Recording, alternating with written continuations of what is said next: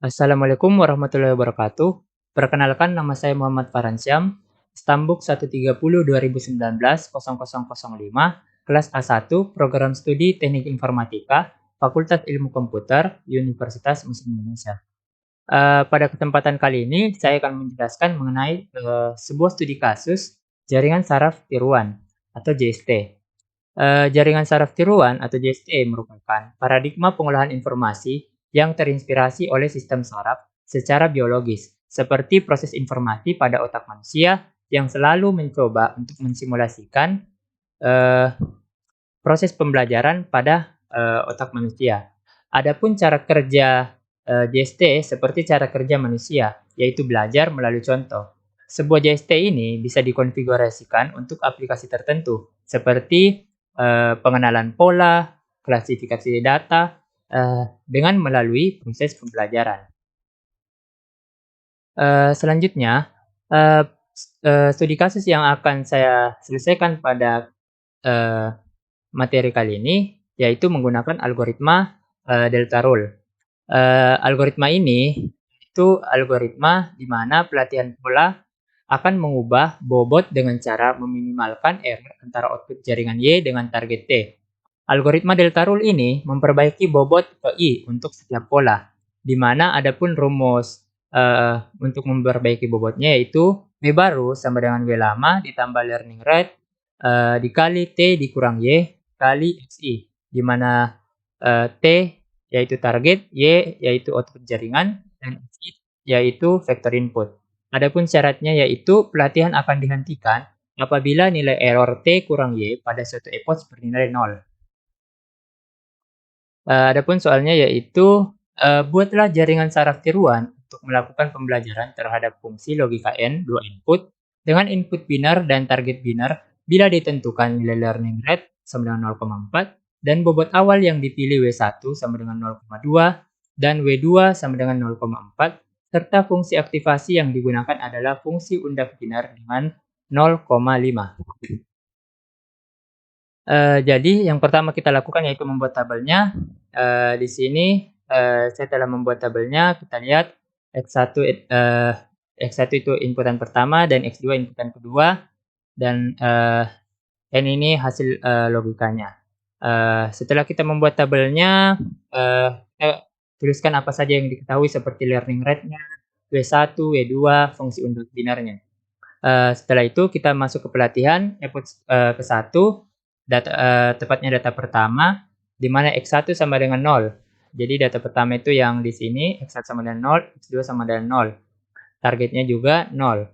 W1 yaitu 0,2, W2 0,4. Kemudian masukkan rumus Y-in sama dengan sigma XI kali WI sama dengan X1, X1-nya dikali W1 ditambah X2 dikali W2. Jadi 0 dikali 0,2 hasilnya 0, ditambah 0 dikali 0,4 hasilnya 0. Maka Y-in sama dengan 0. Fungsi aktivasi yaitu Y sama dengan 0 jika X lebih kecil dari 0,5 dan 1 jika X lebih besar sama dengan 0,5. Di sini kita lihat Y-nya lebih kecil dari 0,5, maka hasil aktivasi Y-nya sama dengan 0. Kemudian kita mencari nilai error. Error T target dikurang Y. Targetnya yaitu 0, Y-nya juga 0, maka 0 dikurang 0 hasilnya 0. Setelah itu kita masuk ke perubahan bobot. W1 baru sama dengan W1 lama ditambah learning rate dikali T dikurang Y, target dikurang Y dikali X1, di mana kita ketahui W1-nya yaitu 0,2 tambah 0,4. 0,4 itu learning rate-nya 0,4 ditambah T targetnya 0 ditambah Y-nya itu juga 0, maka di sini kita menyelesaikan dulu yang perkalian. 0,2 ditambah 0,4 dikali 0 dikali 0, maka hasilnya tetap 0,2. Kemudian W2 baru yaitu W2 lama ditambah learning rate dikali T kurang Y dikali X2. Di mana kita ketahui juga tadi X2 sama dengan 0, learning rate 0,4 dikali 0 dikali 0 ditambah 0,4, maka tetap hasilnya 0,4. Setelah masuk menyelesaikan data pertama, kita lanjut ke data kedua, di mana kita lihat data keduanya yaitu 0, X1-nya 0, X2-nya 1, targetnya 0. Kita tuliskan data kedua X1 0, X2 1, targetnya 0. W1 masih nilai tetap tadi setelah perubahan. Kita masukkan rumus Y-in, terus kita kalikan X1 kali W1 ditambah X2 kali W2.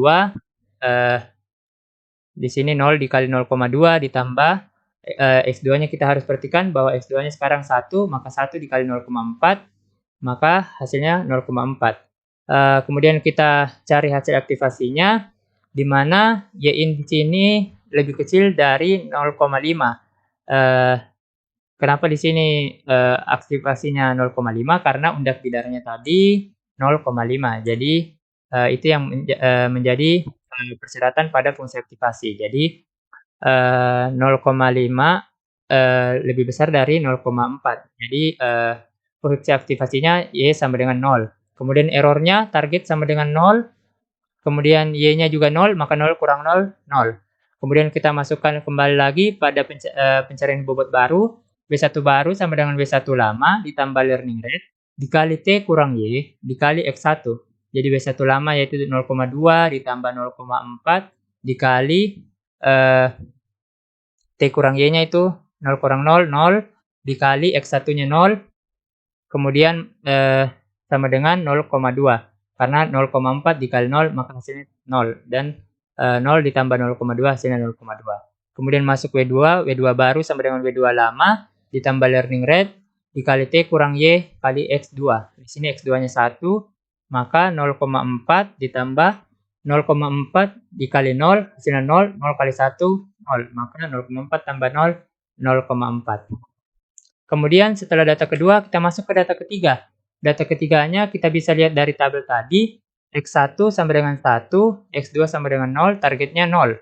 Kita masukkan lagi rumus Y-in sama dengan sigma XI kali WI atau X1 kali W1 ditambah X2 dikali W2. X1-nya sekarang 1, maka 1 kali 0,2 ditambah 0 kali 0,4 hasilnya 0,2. 0,2 ini kita lihat di fungsi aktivasi lebih kecil dari 0,5, maka fungsi aktivasinya yaitu 0. Maka errornya di sini target sama dengan 0, Y sama dengan 0, maka 0 kurang 0, 0. W1 baru sama dengan W1 lama ditambah learning rate dikali T kurang Y dikali X1. Maka sama dengan W1 lamanya masih 0,2 ditambah 0,4 dikali T kurang Y-nya 0 dikali X1-nya 1. Maka di sini 0,2 ditambah 0,4 dikali 0, 0. Terus dikali 1, hasilnya 0 kali 1, 0. Maka 0,2 tambah 0 tetap 0,2.